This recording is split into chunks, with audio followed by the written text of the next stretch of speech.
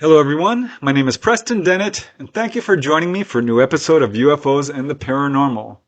If you've watched my channel for any length of time, you know how much I love to cover humanoid cases. And of course, that's what I'm going to be talking about tonight.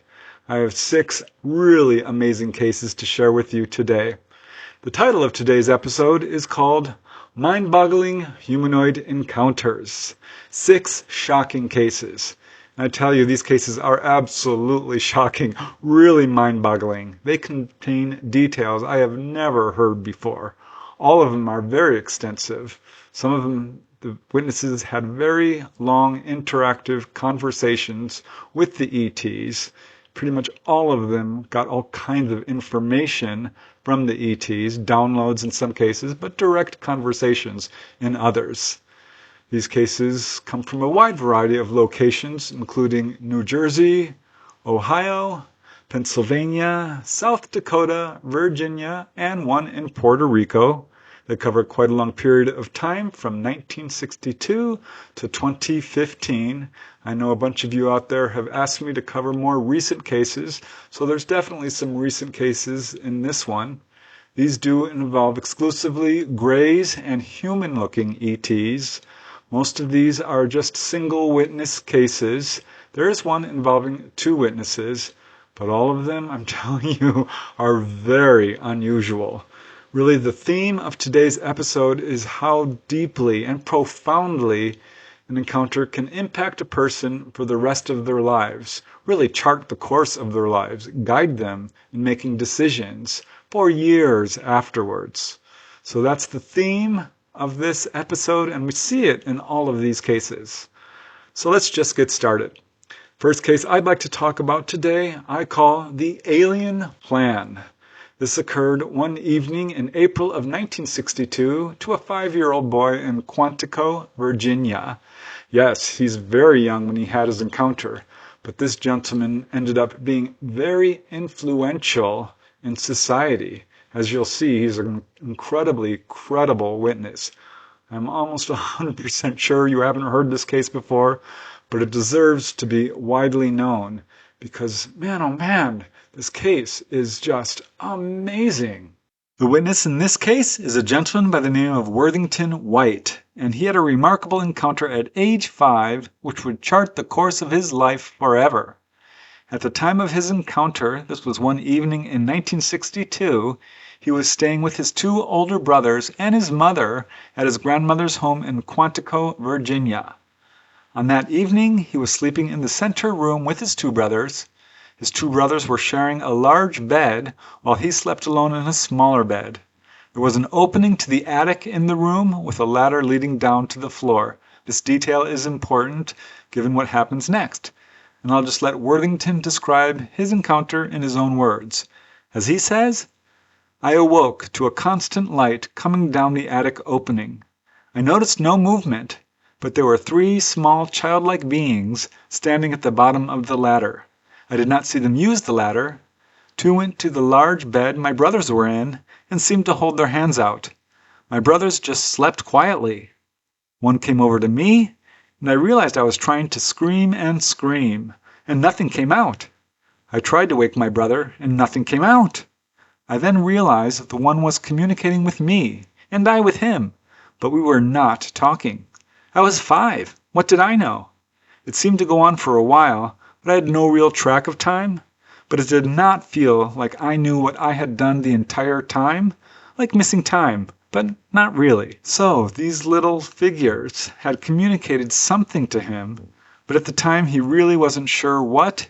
When he woke up the next morning, he was very well rested, but he says his entire outlook on life changed. At first he didn't actually remember the encounter, but he did have the sense that he had a brand new plan for his life. As he says, I went from a dumb kid to a dumb kid with a plan, and that the plan would work, and I knew it. As Worthington says in his own words, I began telling my mother I was going to do great things in sports, and that she gave me a name no one else had, and that one day I would be a butler at the White House. The president would say, Worthington, get me a drink. I told her, and she would laugh and laugh. So as time passed and Worthington faced the various challenges in his life, he did begin to remember this childhood encounter. As Worthington says, "Later in life, when I had difficult choices to make, the memories came to me then, strong, but it was not new information. It was like I already knew it and just remembered it when I needed it. It's hard to explain. In school, I had trouble as I am dyslexic, and it went unknown until the 1990s. I got into sports, and I learned that I could talk my way out of anything and seem to change the minds or control adults. I knew I was going to be a champion, and I worked my ass off because I was driven to see what I could do.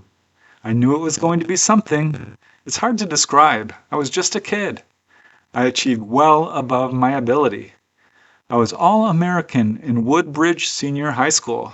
I wrestled and pinned Hall of Fame professional wrestler Tony Atlas twice, and I am in the Hall of Fame at Woodbridge Senior High School. I went to Virginia Tech on a football ride, but got physically abused by a coach, so I quit.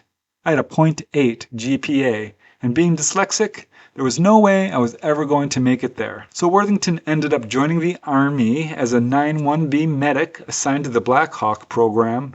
He later had a short stint at the United States Post Office, but ended up crashing 3 mail trucks, so that didn't work out. But then his brother-in-law got him a job interview, and to his shock, it was a job at the White House, and he got the job. His official title was White House Executive Residence Administrator, or in a word, butler. As Worthington says, I began service under Ronald Reagan in 1980 and retired in 2011 with Barack Obama hosting my retirement ceremony in the diplomatic reception room. Now, Worthington, of course, has many stories about his time in the White House. As he told author Kate Anderson Brower, she wrote the book First Woman, The Grace and Power of America's First Ladies. He told her, I was an independent Republican. I would say I voted for the president no matter who it was.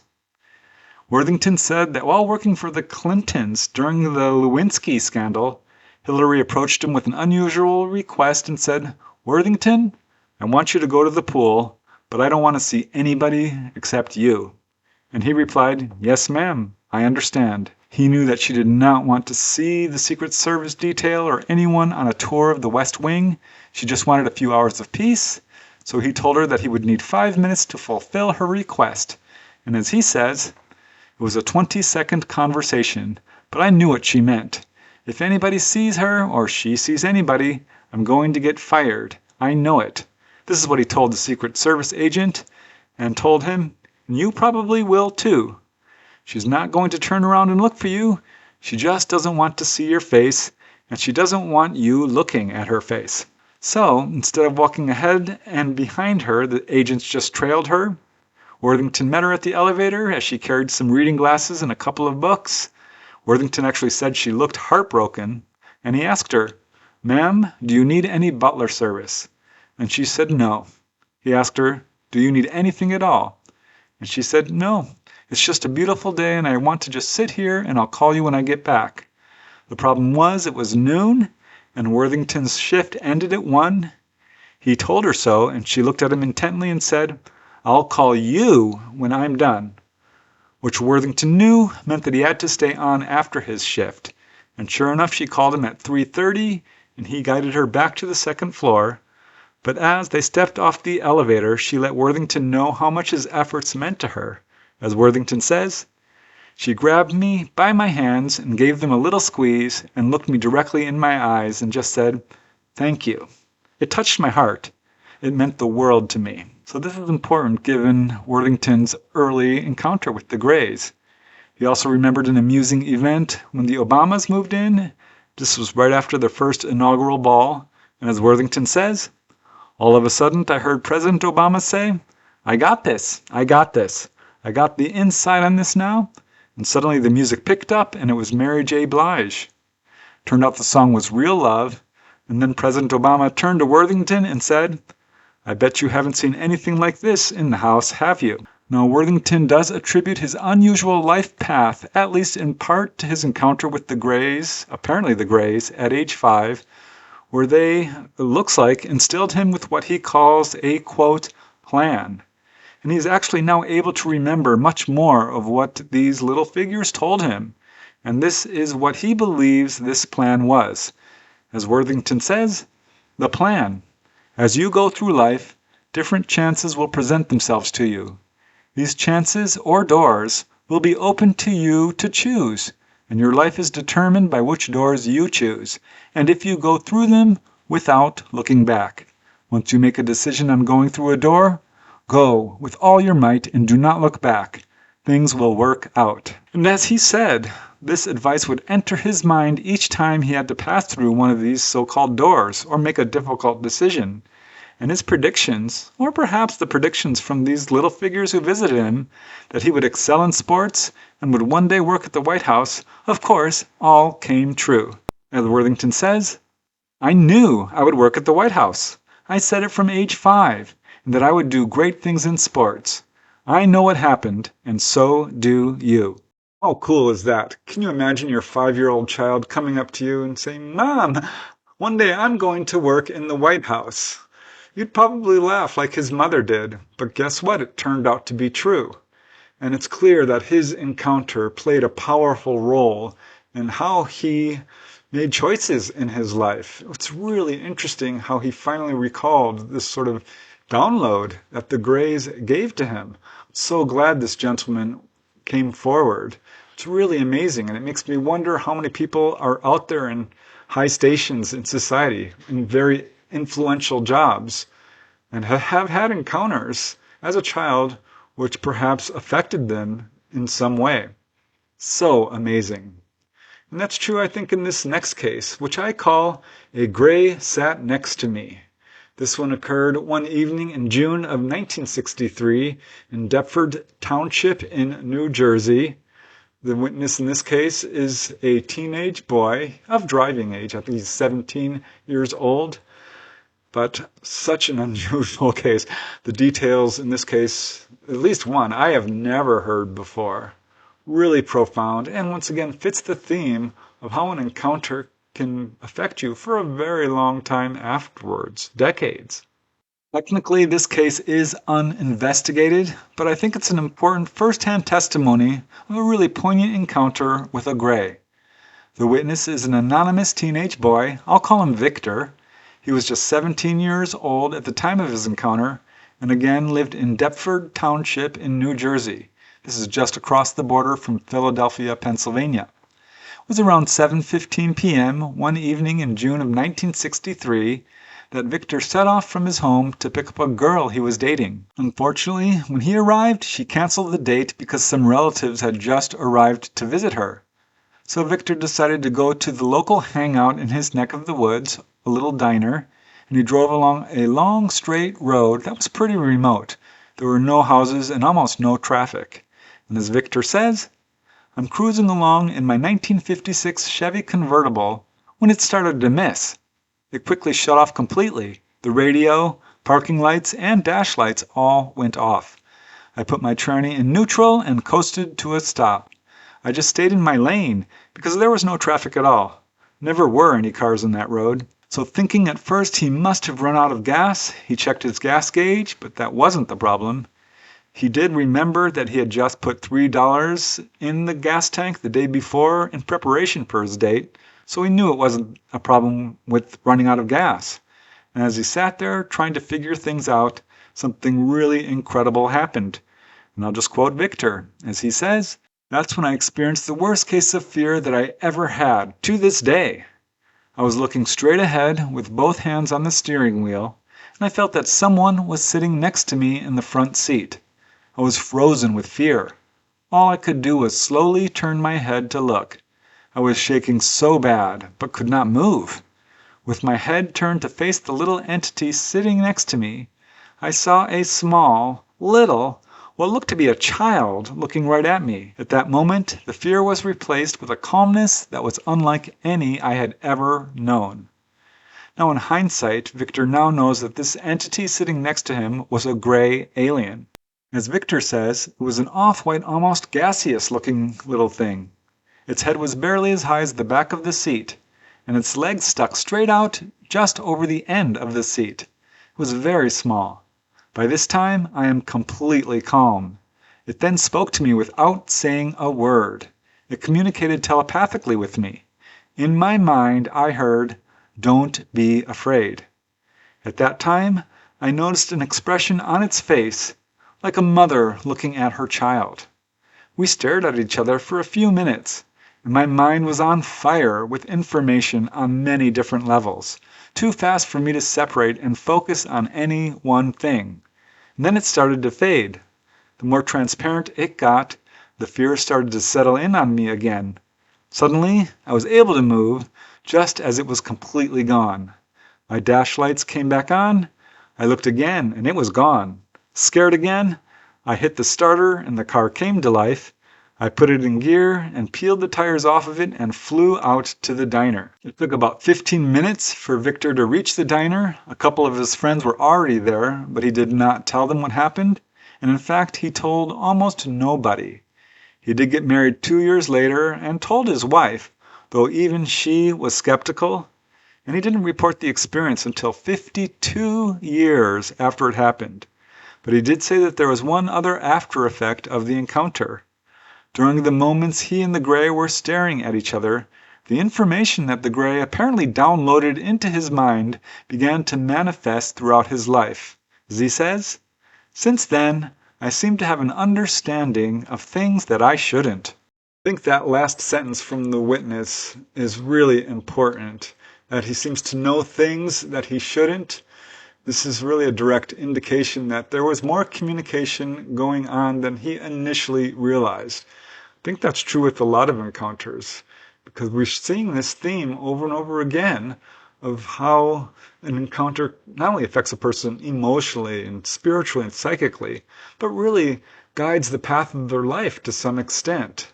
We absolutely see that in this next case. This is the only multiple witness in this compilation. This one does involve two young brothers, and I'm glad they had each other to lean on and confirm the details, because this case is off the charts different from any I've ever heard. It's really profound, and I think an important case. I call this one the Rainbow Man. This occurred one afternoon in the summer of 1974 in the very small town of Needmore, Pennsylvania, and absolutely fits this theme of how deeply an encounter can impact a person and guide them for the rest of their lives. The two witnesses, in this case, again brothers, do want to be anonymous. I call them Thomas and his brother Kevin.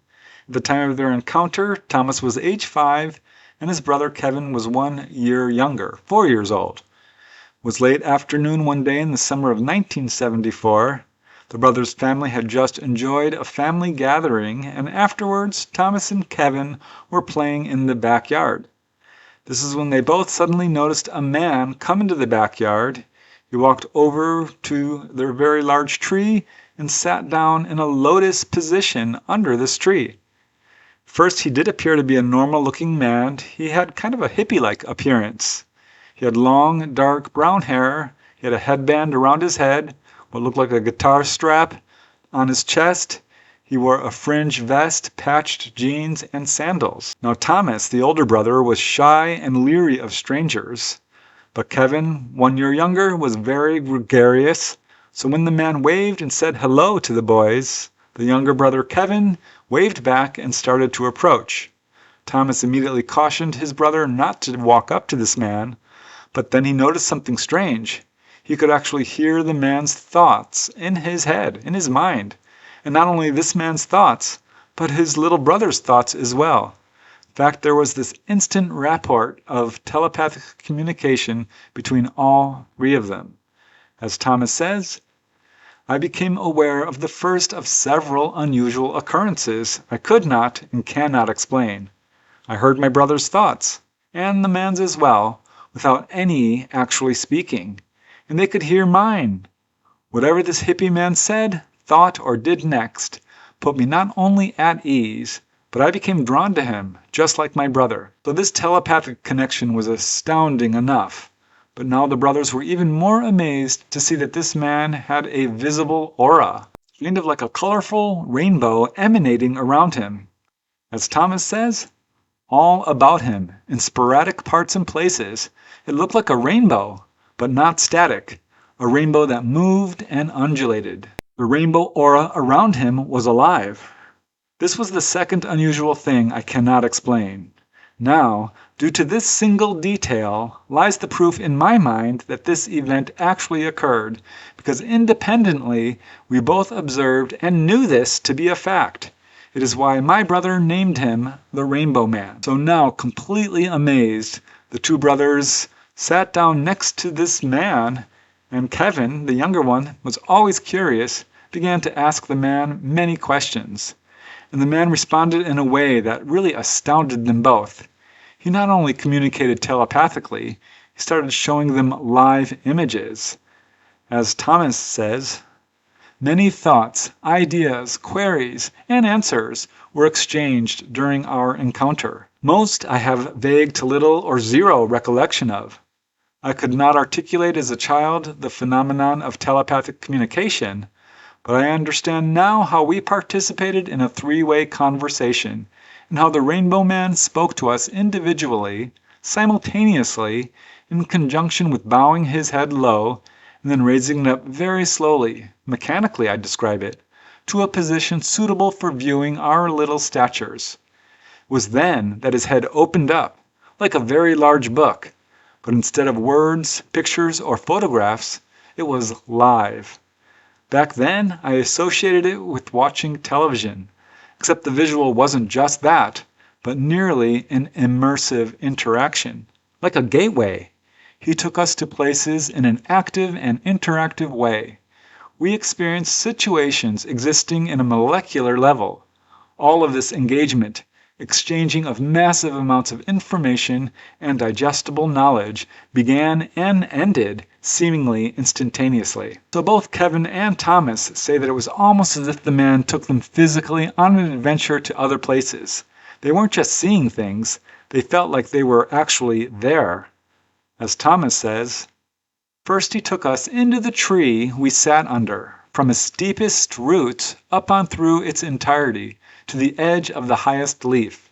In the process, we learned all that there was to know about this tree. I suspect he took us to other places based on our curiosities, but I recall only one other in particular. He took us into the sea, underwater, where we saw dolphins, a turtle, and a hammerhead shark. While Kevin and I shared these encounters, the Rainbow Man gave us individual engagements separate from each other.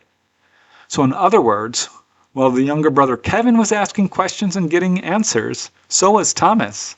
The Rainbow Man was able to converse with both of them individually at the same time, and the things the man told Thomas showed him just how truly advanced this strange man was. As Thomas says, I asked him questions about my life to come.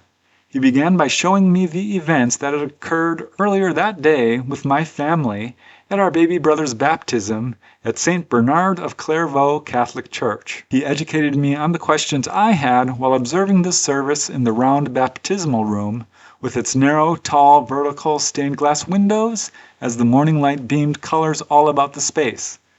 He took me back to where my mind had wandered. Then, addressing all the morning's events, seeing and knowing how the choices my parents made and would make regarding our religious upbringing would shape my future. I asked him why I had to learn and experience all this religious dogma and lifestyle if in the end it had no bearing on our life force and the potential guarantee for our consciousness after this life in the way religion promised. What was the point of the teachings, sacrificing, and the agony it would cause me if it was not the path or the truth? He told me it was necessary for my personal eventual evolution, that I needed these experiences to understand and appreciate what I was to learn later, to move forward towards my complete self. All this led me to ask about my future. But before showing me what was ahead in this life, he showed me that I had lived past lives. Now you can imagine this was a lot for 5-year-old Thomas to take in, but when the Rainbow Man began to talk about the events still to come in Thomas's future, Thomas became even more overwhelmed. As Thomas says, He eventually revealed to me that this lifetime was not going to turn out the way I wanted or expected it to, but in the end it would be okay. I would be okay. I am still struggling at the age of 55 what he meant by that. I suppose I was pretty relentless in my queries because his vast knowledge was all-encompassing. I soon realized I did not want this encounter to end. He seemed to have all the knowledge of the universe and was willing to share it so long as I stumbled upon the right questions. My only effort was to ponder the understanding and knowledge he would reveal. Eventually, he disclosed a shocking future event regarding my brother and myself for which I was in no way prepared for. At this point, the man told Thomas, quote, "One of you will have to live without the other." This particular statement was almost too much for Thomas to handle, and as he says, I had no concept of human death at that age. I do not know what he showed me, but it was so disturbing that I disengaged from him in that instant. I ran into the house, leaving my brother out there with him. I was so upset, I hid under our kitchen table and just cried, wishing the event never happened. I compartmentalized it all in those moments, alone, in hiding. So Thomas has no idea how long he was with the Rainbow Man. It could have been minutes or hours, he doesn't know. But he does remember vividly that the next morning his brother was very excited and wanted to talk all about their encounter. But by this time, Thomas had already distanced himself from the event. He was in full denial and he refused to talk about it. And he told Kevin that it all must have been a dream they shared together. Naturally, this made Kevin very angry and frustrated. And as they grew up and became teenagers, Kevin continued to broach this subject many times. And on each and every occasion, Thomas would tell him it was just a dream and refuse to talk about it. And of course, Kevin would react with anger and frustration, and this led to considerable tension between the brothers, so that finally Kevin just gave up speaking about it with his brother. They grew up into adults, and this subject was not discussed. Despite this, repercussions from this encounter became a regular feature in Thomas's life. As he says, "As I lived my life, on countless occasions, either during events unfolding or after events unfolded, I either knew directly or immediately recalled having prior knowledge, knowing it because the Rainbow Man told me or showed me so." So then, in 2008, at age 39, this subject came up again through a sheer synchronicity. Kevin told his brother Thomas that he was very excited about the new X-Files movie coming out. But Thomas told his brother that he didn't watch this show, he had never even seen a single episode, and Kevin asked him, "Why is that?" Thomas replied, "Well, it's about aliens, right?" And Kevin said, "Well, at times it is, so?" Thomas replied, "I don't care for science fiction. I don't believe in any of it, especially aliens." At this point, his little brother Kevin looked at him suspiciously, as only a brother can do, as if Thomas was lying and he knew it, and he said, "So, what about the Rainbow Man?" So at that point, their conversation was interrupted. But Thomas, having had his life so profoundly impacted by this encounter, decided that it was time to have a conversation and learn what Kevin remembered about it. And in fact, he was very eager to find out what his brother knew, and they promised to talk about it at the next opportunity. But very sadly, this did not happen, because as Thomas says, "We intended to get back to our discussion, but before we had the opportunity, my brother Kevin died very unexpectedly, leaving me to be the only one with this memory." So as you can imagine, Thomas was devastated. His brother, and his only other witness, was gone, and the many questions he had about the Rainbow Man swirled in his mind. Was this man an extraterrestrial? Was he even real? If not, then what happened? If it was real, then why did it happen? And why to them? Have other people had similar experiences? Did his brother ever have further unexplained events? He had many questions, particularly would he ever see the Rainbow Man again? 50 years after this encounter, Kevin did report his encounter in the hopes that there are other people out there who might be able to shed some light on it. As he says, "By documenting my account, I am hoping it can aid in research when combined with other persons with similar occurrences. Perhaps some questions and answers will be gleaned from it all. Such an unusual case. I really wonder who this rainbow man was. The witnesses do seriously consider the possibility that this was an extraterrestrial. And I kind of lean towards that explanation. Yes, he was human looking. No, they didn't see a UFO, but they did call him a humanoid. This guy was clearly different. I suppose he might have been what you'd call an enlightened master or a spirit guide of some kind. But it's so unusual because here's this man, this guy, explaining all these very deep philosophical issues to two very young children, all about past lives, their current lives, and their future. How amazing is that? I can totally understand why these witnesses are still questioning what happened to them after all these years. Just so profound. Now let's move to the next case, which I call I Was So Scared I Started to Cry.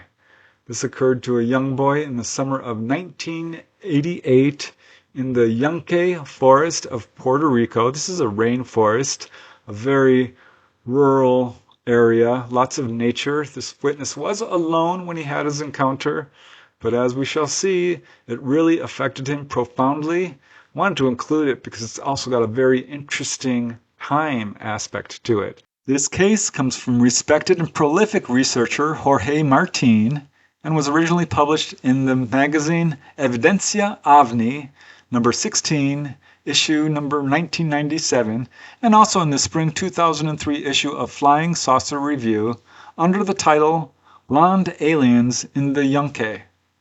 The witness is a young boy by the name of Jose de Diego Vazquez. He's from Rio Piedras, Puerto Rico. But in the summer of 1988, he was taking a camping and survival course with other boys in the Yunque rainforest. It was one evening at around 3 a.m. He was walking alone on a path in the forest when he had a remarkable encounter. He did carry a watch with him at that night. He was well aware of the time because he had to go on guard duty for the camp shortly later. And as Jose says, I spotted a cluster of small lights about 60 feet from where I was. They were moving about in a group at low altitude and forming a ball or mass of light and seemed to be coming nearer. I was scared, and I started to cry, so great was my shock. And suddenly the ball of little lights changed course and went behind a rock. And I swear to you, what I saw next was unbelievable. There seemed to be a sort of glow coming up from behind the rock, and then out stepped a tall man, about 6 feet 2 inches or so in height, very tall, with long, very white hair, fair skin, with a rosy pink complexion, and dressed in a white sort of robe. I don't know how, but this man made it impossible for me to move from where I was. He came right up to me, about 20 feet from me, and something that was coming out of him lit up everything around, ever so brightly, and I was so scared I started to cry. At this point the man spoke to Jose in a voice that he described as, quote, clear and gentle, and this man said, don't cry, I'm not going to hurt you. I come in peace. The man then bent down and began to sketch some symbols in the soil, and as he did this he told Jose, you are never going to forget this. So Jose watched him as he scratched these symbols in the soil. The first symbol was a simple circle. Jose had the distinct impression that it represented planet Earth. The man then sketched a second symbol, a triangle with the figure of a man inside it. And Jose had the impression that this triangle might signify their craft, and that the being inside it was one of the humanoids, meaning that they were extraterrestrial. The man then wrote a third symbol, which combined the first two, the circle with the triangle and the man inside it, which, as Jose says, gave me to understand that the Earth was going to encounter other intelligent beings from outer space, and that they are already here. And as Jose says, I stopped crying and controlled myself a bit, and then I asked him what his name was. And he gazed at me fixedly and simply gestured to me with the open hand. And I saw that on his hand he had another sort of symbol that I can't describe very well. The being then promptly performed a half turn, moved behind the rock, and disappeared. The lights that were still there vanished, and it became dark again. This conversation had lasted several minutes, and Jose feared that he now might be late for camp guard duty. But when he looked at his watch, he got an incredible shock. The watch still read 3 a.m., the exact time when he had arrived at this spot and encountered this being. His watch seemed to be working just fine, but it was as though no time had elapsed at all. As Jose says, "It was astounding. I couldn't believe it. And I took my heels and fled, leaving all my stuff on the ground there. And when I reached the road and asked one of the Yunque forest guards who came by in a jeep making his rounds, he gave me the time, and it was the same as I had, 3 a.m. We really can't blame that witness for having a very strong fear reaction. I think when someone is confronted with the unknown like that, the instant reaction is fear, certainly confusion, and a very strong emotional response. That's not at all unusual. What's interesting to me is it was a wholly benevolent encounter. And this figure, presumably an ET, that's certainly what the impression of the witness was. It was a wholly benevolent encounter. He just wanted to share information. To me, the most interesting aspect of that particular case is how the witness said that no time passed. He knew exactly what time this encounter started. He had a 5-10 minute conversation, and no time passed whatsoever. We do see this in a number of UFO contact cases. It's as if people are pulled right out of the Earth time stream, the three-dimensional time stream. I don't know, very hard to explain, but it is, again, a detail that turns up fairly consistently. Now let's move to the next case. This one is an important one, I think. It illustrates some very interesting aspects of extraterrestrial contact. I call this one The Blood of Kings. This occurred on January 10, 2010 in Toledo, Ohio. It is a single witness case, but this gentleman held a very long, interactive conversation with the ETs. One ET, actually a gray. But what's so interesting to me is people will often say, if ETs want to contact people, why don't they just come up and knock on the front door? Well, that's pretty much exactly what happened in this case. It wasn't the front door, it was the back door. But so interesting, the details in this case. This witness learned a lot about why he was contacted, who these ETs are, where they come from, why they're here, and so forth.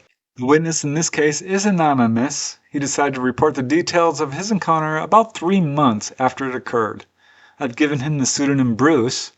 His encounter is interesting because he was able to hold a very long conversation with a gray extraterrestrial. It was about 2:15 a.m. on January 10, 2010.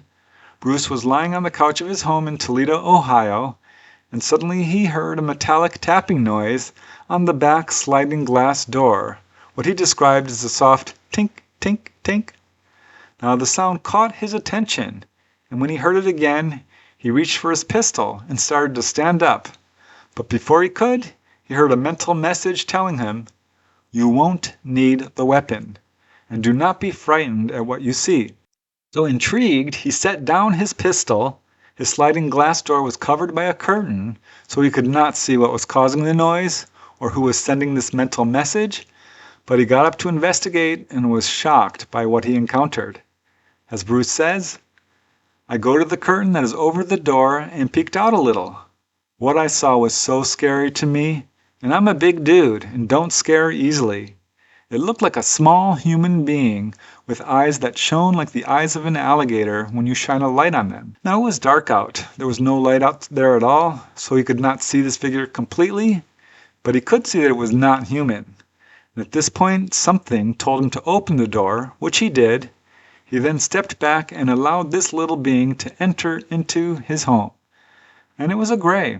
As he says, here comes in this almost human-like being. I was in complete frozen shock at what I was seeing.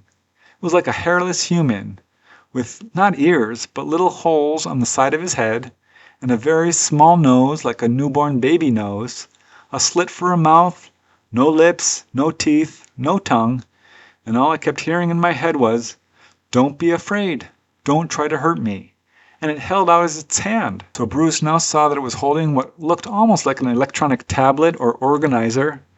So Bruce took the object and held it, and immediately he started hearing this being speaking in English. And this being told him, "This is how we are going to communicate." And it told him that mind talk might kill his brain cells. And at this point, a lengthy conversation followed, beginning with Bruce asking the question, "What do you want with me?" The being replied, "Scientific research." So Bruce asked, "What kind of research? And why me?" The being replied, "We have been monitoring you since you were born." Now Bruce was skeptical, and he said so in no uncertain terms, and the ET's response really surprised him. As Bruce said, "Images popped into my mind of when I had sleep paralysis, when I was like 5 or 6, and I swore it was a dream. It wasn't. And the time I thought I fell out of a tree, but it was them putting me back on the ground a little rough." So he was now convinced that the ET was telling the truth and asked it, "Why are you monitoring me?"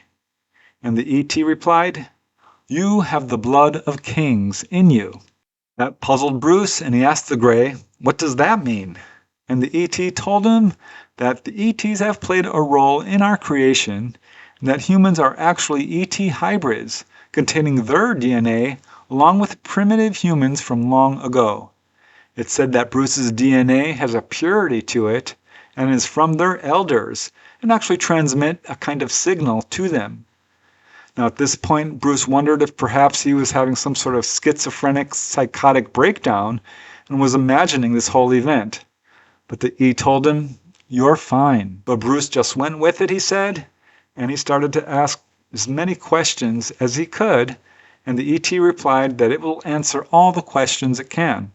So Bruce asked him, "Where are you from?" The ET replied, "Not your solar system or your galaxy, but a galaxy a million light years away." It said it was, quote, "from a planet that resembled Earth with less gravity and more sun." Bruce asked, "How do you get here from that far away?" And the Gray replied that their vehicles are able to, quote, "bend space-time." But it would not say how they did this, and told him it was because Bruce was not intelligent enough to grasp their technology. It told him not to be ashamed of this because his people were 1 billion years ahead of humans, technologically speaking. So Bruce asked him, "Okay, then why can't you talk?" The being replied that they can talk, but that their voice box can't produce words like ours, and then demonstrated by making, quote, "sounds that resembled very squeaky brakes on a car." Now as Bruce says, it said his people communicate through the mind, which is accomplished through a chemical and electrical reaction that we don't produce. It then said it had questions for me. The being asked Bruce if it could touch his body, and Bruce asked, "Where do you want to touch me?" And it replied, "All over." As Bruce says, I was hesitant, but agreed only if I could touch it. It also agreed. So it started to rub my leg, feeling the hair. It almost felt like massaging the muscles. It felt weird. Its hands and fingers resembled that of a lizard, kind of. It felt my body all over. And then I got my turn to touch it. Its skin was like rubber, almost shiny and smooth and smushy. Then we went back to Q&A, and I said, "How old are you?" It said 500 Earth years, and his people live as long as 5,000 sometimes. And I asked, "Are you a boy or a girl?" It said it was a male of its species. And I said, "Where are your private parts?" It said that they were not like ours, but in a similar area as mine, and his come out only when it is going to mate with a female of his species. So Bruce then asked, "Why do you resemble humans?" And the ET replied that all life evolves to an upright creature where there is less exposure to the sun, and have symmetrical bodies with 2 arms and legs and sensory organs in case of the loss or failure of one of them. So this conversation continued, but this is all that Bruce is willing to share at this time. He says that there is much more to what happened and that perhaps one day he might write a book about it. Amazing. I do hope that this witness does choose to write a book because, as he said in his report, there's more information than he shared in his report. So this is so fascinating to me because a lot of people are having these kinds of encounters. And you can see that this one had a huge impact on his life. I can only imagine. But how fascinating is it to learn that you've been followed for your whole life by ETs? And they actually proved it to him by providing information from his childhood. So they were there watching over him. Really astonishing. Now let's move to the next case. This one is probably my favorite in this compilation. I have to say I really did find the case called the Rainbow Man super profound and really interesting.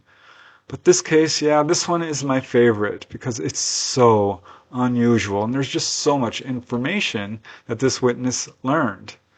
I call this one the Harvester of Memories. This occurred on February 26, 2015, somewhere in South Dakota. His main encounter did. Actually, he's had a lifetime of encounters, as we'll see, with grays, but his one encounter was so astonishing. I've never heard anything quite like it. The gentleman in this case is anonymous. I call him Christopher. He reports having contact as early as age 4 with a gray type ET. He reports that from this age onward, he was visited at least once or twice a year, basically from as far back as he can remember. He says the visits always occur in the same way, starting with sensing a presence in his room, and here he provides his first-hand testimony. Now, the first experience he recalled, there were 3 little grays, and one was touching his body. But ever since then, there was only one, and they never touched him. But as Christopher says, I wake up in the middle of the night in a panic for no apparent reason. Instantly, fully awake, terrified, panicking, unable to move, unable to speak, unable to breathe, at least at first. The only thing I can control are my eyes and my breathing. And near me, maybe 2 or 3 feet away, is a small gray. Small, smooth, gray skin, big almond-shaped jet black eyes, tiny nostrils, a thin-lipped mouth, usually hairless. They scare the daylights out of me. So yeah, the first time was the only time he saw more than one, and after that it was always just one figure, a small gray, which he called the gentleman. And at first, Christopher passed off these visits as some kind of weird waking nightmare, but then he began to see images of grays on TV, and some of them looked exactly like the gray he was seeing. And as he says, it, quote, awakens a nameless dread in my heart. So he then began to realize that these were real experiences, especially when they continued. And the older he got, the more he began to overcome his fear. These visits continued, and it was always with the same figure. As Christopher says, he doesn't do much. He observes me, passes a hand over me now and then, but he never touches me. He doesn't poke or probe or anything. He simply observes. Occasionally, he will wave a hand about in the air, almost as though touching a computer screen. My waking state goes from petrification to irritation. There is no threat, except for the fact that I am restricted. I cannot speak, but at times, when I think at him, he usually stops and stares, cocks his head to the side, and then makes another note. I'm not sure if he can understand my thoughts, but something does indicate that he can read my moods and emotional level. I can understand snippets of his thoughts and emotions. They aren't so much words as occasional images. So Christopher feels that they are examining him out of curiosity, not for plans of world domination or anything like that. And he believes part of the reason might be that he lives with several medical oddities.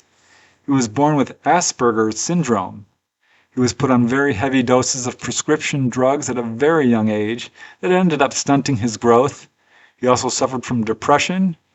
At age 16, he was under 5 feet tall, and he decided to go cold turkey and take himself off of all of his prescription drugs. And the results of this were very positive, because over the next year, Christopher grew to a height of 6 feet 2 inches. He put on 120 pounds of muscle. His Asperger's became not only manageable, but as he says, quote, hardly noticeable. He also became very creative and artistic. His intelligence quotient skyrocketed. As he says, I was suddenly able to draw, paint, work with ceramic, I could look at patterns and discern things that nobody else could see was there. My intelligence level leapt from near genius to well above genius status. I hardly ever get sick, and that is when the visits went from 1 or 2 a year to 3 to 5 times a year.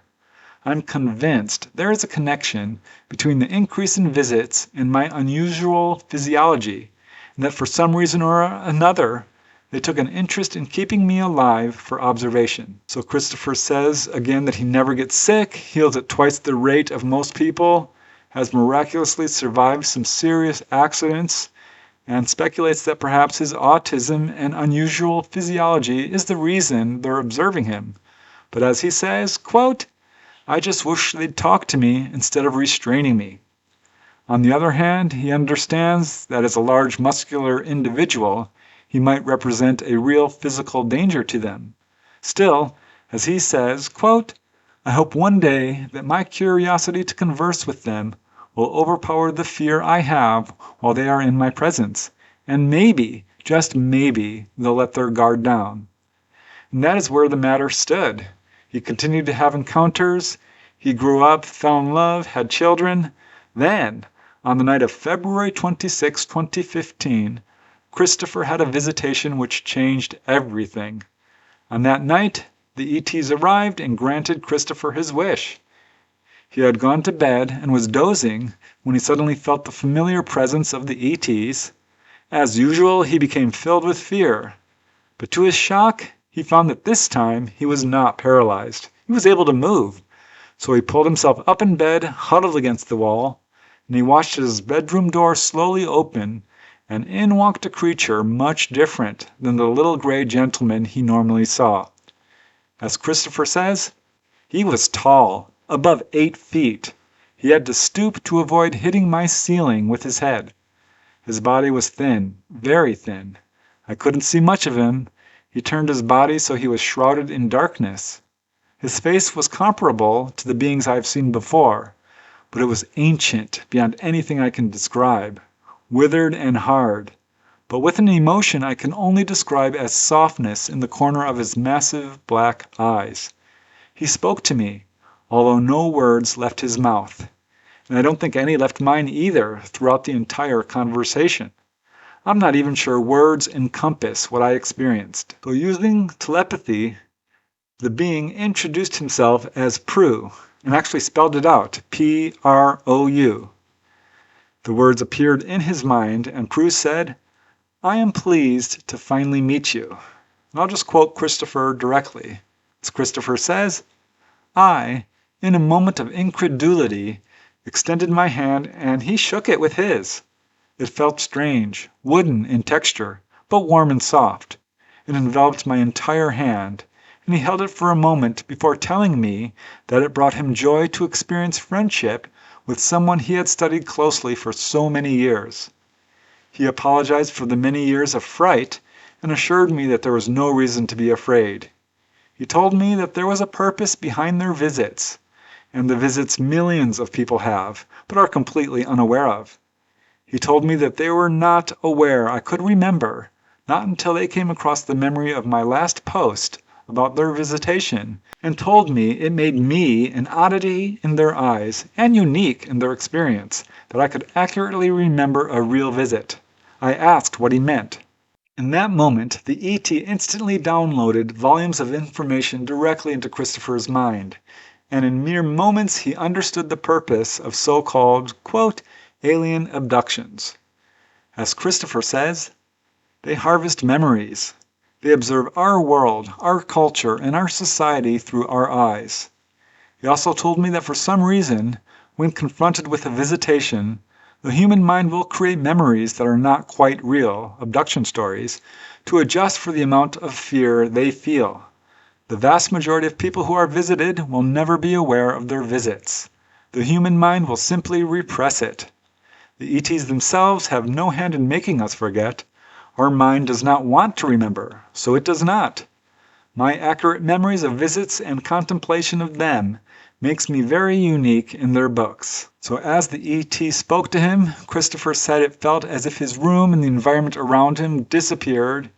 He saw strange, fantastical images filling his mind, as he says, flashes of color, scenes from distant worlds I can't describe, skyscrapers, flashes of movement, bizarre creatures, glass domes, and red and gold skies over green oceans. Fru told him that the human race is unique and that humanity is very young, but that in the past 2,000 years have technologically advanced very rapidly, which has drawn the interest of many other ETs in the galaxy. Fru said that humanity and his race may actually be related, and that they had some hand in our evolution, and for that reason, quote, they feel a need to watch over us.